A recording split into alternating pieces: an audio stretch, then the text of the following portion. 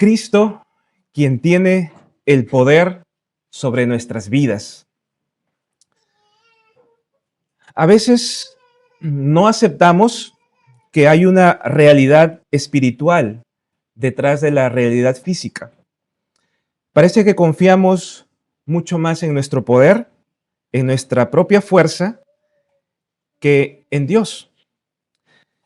Confiar en nuestro poder al punto de pensar que tenemos el poder sobre nuestra propia vida sería una forma incorrecta de vivir nuestra vida y nuestra fe. No es la vida de un discípulo si pensamos así. Como creyentes, no vivimos haciendo nuestra voluntad, sino la voluntad de Dios. No vivimos controlando nuestra vida tampoco, sino que como discípulos dejamos a Dios que Él tome el control de nuestra vida. Pero en el día a día, hermanos, es cierto que experimentamos lo contrario. Pero también experimentamos el fracaso. ¿Y por qué este fracaso? Esto es porque hemos tomado las riendas de nuestra vida. Hemos tomado el control de nuestra vida. Por eso necesitamos, hermanos, sanidad espiritual a través de la palabra. Para entender que Cristo tiene el poder de nuestra vida. Que Él debe tomar el control de nuestra vida. Porque esa es la vida de un discípulo.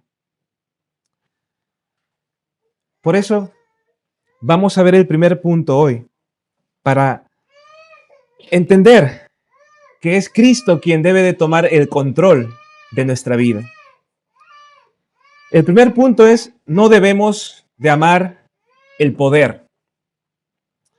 En la palabra dice así: trajeron pues a Jesús al sumo sacerdote, y se reunieron todos los principales sacerdotes y los ancianos y los escribas. Eran 3 líderes que conformaban el Sanedrín. Era un total de 70 personas, más uno que era el sumo sacerdote, 71.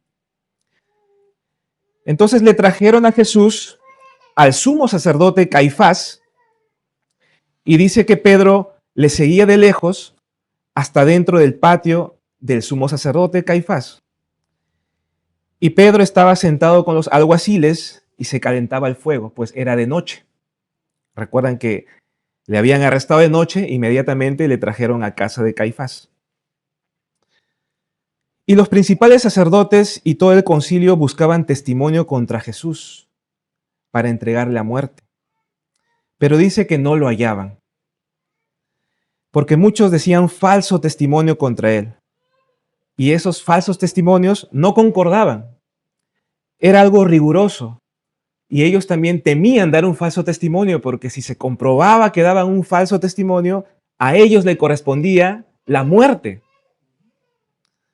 Entonces, levantándose unos, dieron falso testimonio contra él, diciendo: nosotros le hemos oído decir, yo derribaré este templo, hecho a mano, y en 3 días edificaré otro, hecho sin mano.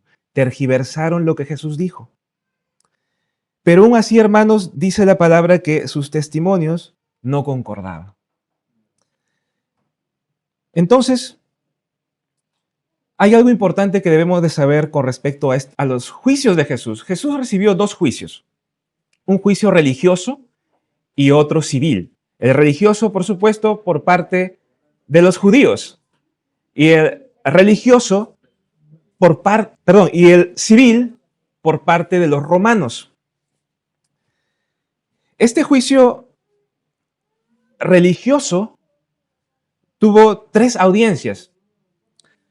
Primero llevaron a Jesús a Anás. Anás era el ex sumo sacerdote. Esa misma noche. Y luego de Anás le llevan a una segunda audiencia, que era este relato que hemos leído, a Caifás, quien era el actual sumo sacerdote. Pero ya temprano en la mañana, Jesús es llevado ante todo el Sanedrín nuevamente para que ratifiquen su condena. Entonces vemos que este juicio de Jesús tuvo 3 instancias, ¿no? Marcos nos presenta esta segunda audiencia, donde también estaba el Sanedrín, pero era de noche. Y según las normas, no podía haber un juicio de noche. Tenía que ratificarse de día. Entonces, hermanos, vemos que este juicio en realidad no fue un juicio justo. Vemos muchos elementos de injusticia. Marcos nos describe que estos líderes buscaban testigos falsos. Pero hay que prestar atención a esto, ¿no? Que no buscaban los testigos falsos como para determinar si era inocente Jesús. No. Ellos ya habían decidido matarle. O sea, ellos solamente buscaban testigos falsos que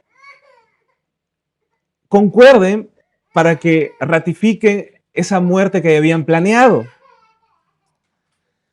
Los testimonios eran falsos y por supuesto no concordaban. Incluso tergiversaron las palabras de Jesús. Pero Marcos dice que 2 veces dice que estos testimonios no concordaban. Entonces esto demuestra que Jesús era inocente. Jesús era inocente. Y sabemos por supuesto que Jesús nunca pecó. ¿Qué observamos aquí, hermanos? Observamos que es un juicio creado por personas que amaban el poder.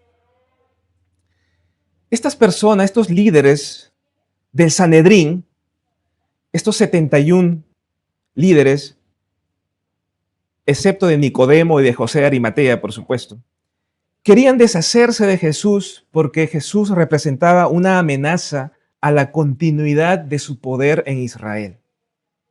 Cuando leemos Juan 11:48, dice, estos planeando decían, si le dejamos a Jesús así, todos creerán en él, y vendrán los romanos y destruirán nuestro lugar santo y nuestra nación.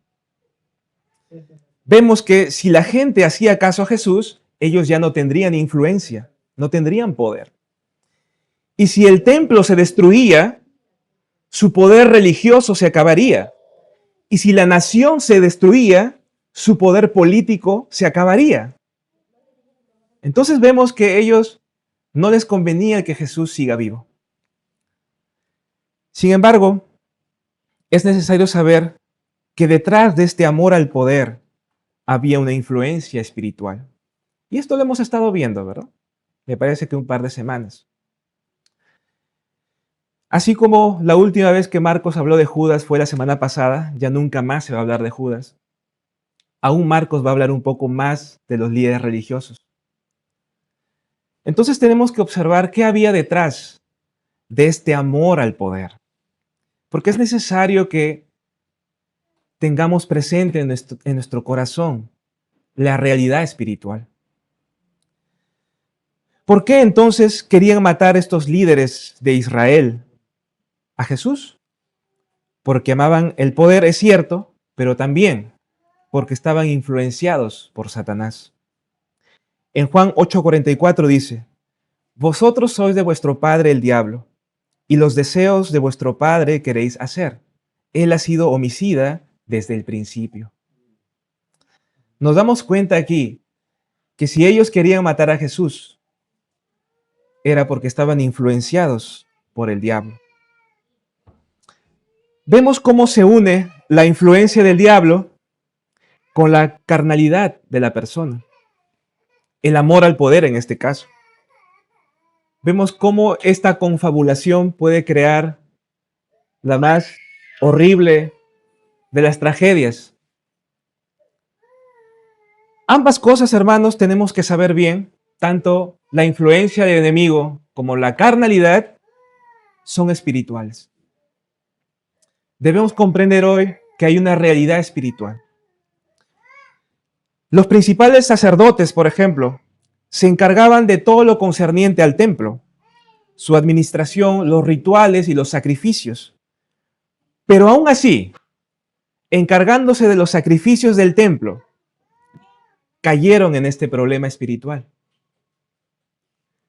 Vemos que no importa cuán líder sea uno puede caer en la influencia del enemigo.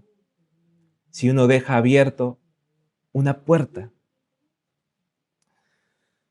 Los escribas, por ejemplo, recuerdan que habían 3 líderes, ¿no? Los escribas eran los intérpretes de la ley, hermanos. Ellos se encargaban de enseñar la ley. Eran los expertos de la ley. Pero vemos que también cayeron en este problema espiritual, de ser influenciados por el enemigo y de amar el poder.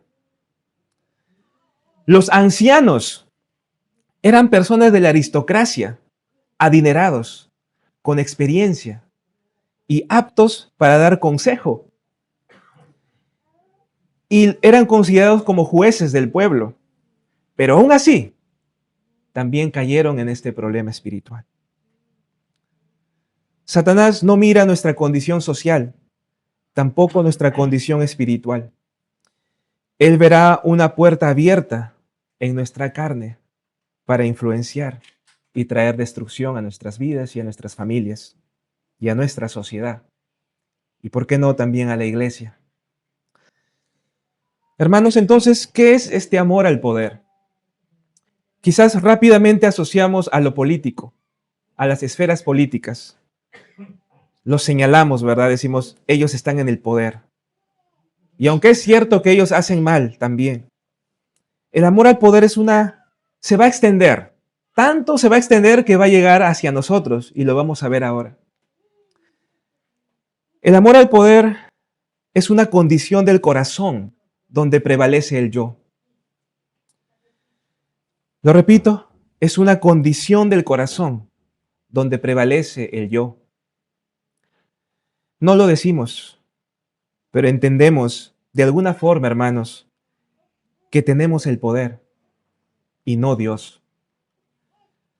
Lo pensamos de alguna forma, lo vivimos y lo reflejamos en nuestro día a día, que nosotros tenemos el poder, que amamos el poder. El amor al poder va a pervertir nuestra alma, incluso al punto de rechazar a Cristo.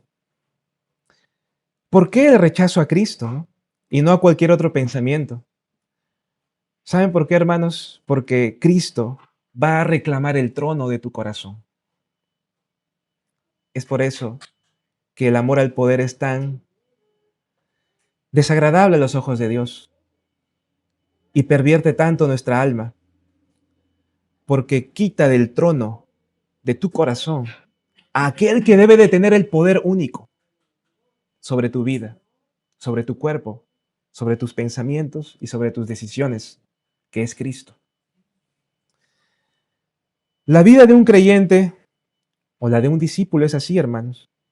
Es la de que Dios nos controla a nosotros. Es cuando Cristo reina en el corazón. Estos líderes del Sanedrín crearon todo un juicio con los testigos falsos, con el fin de hacer prevalecer su poder. Hicieron de todo. De la misma manera, nos podemos encontrar así un día, cuando creamos situaciones con tal de hacer prevalecer nuestro yo. Por eso, hermanos, el amor al poder pervierte el alma. Nos hace hacer de todo con tal de prevalecer nuestro yo. Sin embargo, el amor a Dios nos sana. Es todo lo opuesto. Cuando Cristo tiene el poder sobre nuestras vidas, ¿qué sucede? Que tu vida y tus pensamientos se ordenan. Cuando Cristo tiene el poder sobre tu vida se ordena, tu vida se sana. Los pensamientos del mundo tienen la intención de hacernos creer que tenemos el poder sobre nuestras vidas. Pero son puertas grandes, hermanos. Son puertas grandes para recibir influencia del enemigo y para tomar decisiones incorrectas que luego lamentaremos. Todas las decisiones incorrectas que hemos tomado es porque nosotros hemos tomado el control de nuestra vida y no Dios. Por eso cuando tienes problemas, debes de comprender algo. ¿Quién está guiando tu vida? ¿Quién te ha guiado? ¿Quién te guía? ¿Quién es tu Dios? ¿Es Jesús? ¿O el enemigo? ¿O tú mismo? ¿Quién es tu Dios? Pues puede que tú mismo te hayas puesto en lugar de Dios. Recuerda que este problema de Satanás y del amor al poder, que es pecado, recuerda que es espiritual. Es algo que con tu fuerza no podrás escapar. Y si nos hemos dado cuenta ahora que nos hemos convertido en nuestro propio Dios al tomar poder sobre nuestra vida, al pensar que este cuerpo nos pertenece, al pensar que esta alma, esta mente nos pertenece, debemos de saber que si seguimos así vamos a fracasar. La decepción tomará lugar en nuestras vidas. Las situaciones se tornarán más difíciles aún. Por eso, si ya sabemos que no debemos amar el poder, debemos ahora de acudir a Dios, porque Él tendrá la respuesta. Y hermanos, es el único, nadie más, quien tendrá la respuesta para que cambie ese problema espiritual. Entonces, ¿cómo Dios nos puede ayudar? Dios desea que reconozcamos algo, que Jesús es Dios. Y no solo que es Dios, sino que es tu Dios, con el poder, miren, sobre tu vida. Por eso el punto 2 es, debemos reconocer a Jesús como nuestro Dios. Dice en los versos siguientes, del 60 en adelante, entonces el sumo sacerdote, levantándose en medio, preguntó a Jesús. Recuerden que ya habían habido falsos testigos y no pudieron acusar a Jesús. Pero el sumo sacerdote muy astuto le dice, ¿no respondes nada? ¿Qué testifican estos contra ti? Mas él callaba, dice, Jesús callaba y nada respondía. Entonces el sumo sacerdote le volvió a preguntar y le dijo, ¿eres tú el Cristo? Miren lo que le dice. ¿Eres tú el Cristo, el Hijo del bendito? Y Jesús le dijo, yo soy. Jesús había guardado su identidad hasta este momento. Aquí lo dice abiertamente a todo el Sanedrín. Yo soy el Cristo. Pero no solamente dice eso. Agrega algo, dice, y veréis al Hijo del Hombre sentado a la diestra del poder de Dios, su divinidad, y viniendo en las nubes del cielo, más divinidad. Entonces el sumo sacerdote dice que rasga sus vestiduras y dijo, ¿qué más necesidad tenemos de testigos? Habéis oído la blasfemia que se hacía Dios. ¿Qué os parece? Y todos ellos, dice todo el Sanedrín, lo condenan a Jesús, declarándole ser digno de muerte. El problema de estos líderes del Sanedrín fue que no reconocieron a Jesús como Dios. Y al escuchar la respuesta de Jesús como un Mesías divino, porque sabemos que ellos esperaban a un Mesías terrenal, pero al Jesús apropiarse de divinidad, fue una blasfemia para ellos. Ellos juzgaron a Jesús, pero Jesús dice que volverá. Y sabemos que cuando Él vuelva en su segunda venida, los va a juzgar a ellos. Y por supuesto a todos nosotros. Será un juicio justo. Nosotros debemos de reconocer a Jesús como Dios, pero también, hermanos, como nuestro Dios. Como aquel que debe tomar el control de nuestras vidas. El sumo sacerdote, al ver que no podía incriminar a Jesús con esos falsos testimonios que no concordaban, decide autoincriminar a Jesús y le hace una pregunta con juramento. Es decir, una pregunta en la que Jesús ya no puede quedarse callado. Mateo 14:63 dice así: Te ordeno Te ordeno por el Dios viviente que nos digas si tú eres el Cristo, el Hijo de Dios. Jesús, como todo buen judío, tenía que contestar esto, porque era una pregunta con juramento. La respuesta afirmativa de Jesús fue el punto cumbre de este juicio, y Jesús va a agregar algo más. Jesús le dijo, yo soy el Cristo, el Hijo de Dios.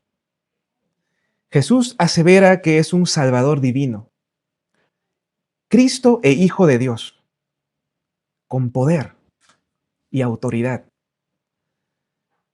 Pero Jesús va a agregar algo más para confirmar su divinidad, y va a citar a dos profetas, a Daniel y a David, para que su divinidad, hermanos, delante de todo el Sanedrín quede establecida, para que quede establecido que Él tiene autoridad sobre todo, sobre todo.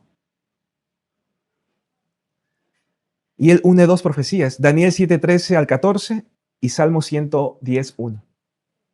Y dice, y veréis al Hijo del Hombre sentado a la diestra del poder de Dios y viniendo en las nubes del cielo. Nosotros de repente lo leemos así rápido, pero para ellos fue la explosión. ¿Por qué? Porque Hijo de Hombre, junto con Hijo de Dios, estaba declarando que su linaje era tanto humano como divino. Era el Mesías divino, no era el Mesías que ellos esperaban terrenal, del linaje de David. Era un Mesías, un Cristo divino, Dios, que había tomado forma humana. Y cuando dijo sentado a la diestra del poder de Dios, esto también. Jesús estaría entronizado en el cielo, luego de morir y de vencer la muerte. ¿Quién vence la muerte? Solamente Dios tiene el poder sobre la muerte. Luego de morir y resucitar, estaría entronizado a la diestra de Dios. Tendría una relación sin igual, como nadie más, como ni David la tenía. La relación de hijo con el Padre. Una relación divina. Y cuando dijo, viniendo en las nubes del cielo, Jesús volvería por segunda vez a juzgarlos. Justamente, por supuesto, pero porque Él tiene todo el poder y la autoridad divina para hacerlo. En los tres rasgos que hemos visto, Jesús confirma su divinidad abiertamente ante el Sanedrín. ¿Cuál fue la respuesta del sumo sacerdote? Se rasga las vestiduras, lo cual era señal de que estaba formalizando el cargo contra Jesús delante de todos. Recuerden que el sumo sacerdote era la máxima autoridad en Israel. Todos en el Sanedrín, hermanos, entendieron que Jesús se proclamó como un Mesías divino.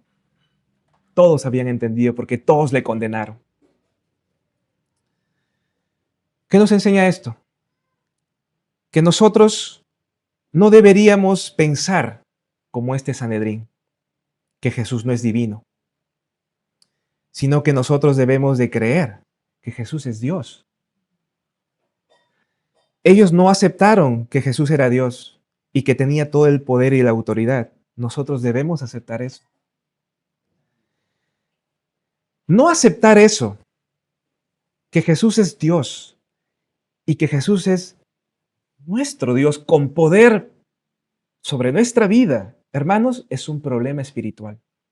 Es el mismo problema espiritual que tuvieron estos líderes del Sanedrín.